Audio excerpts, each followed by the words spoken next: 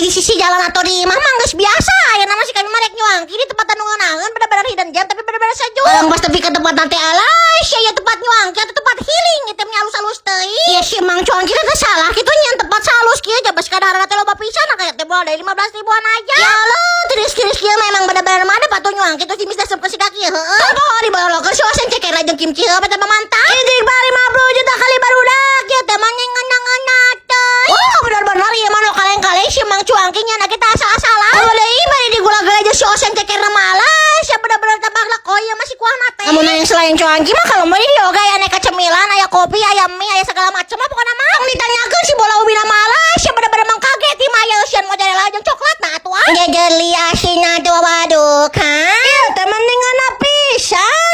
Usah di korong mah tinggal isi abur aja pakai aneka minuman soda atau kopinya dari mereka. Ini mah tuh bener-bener otomatis menyebar di korong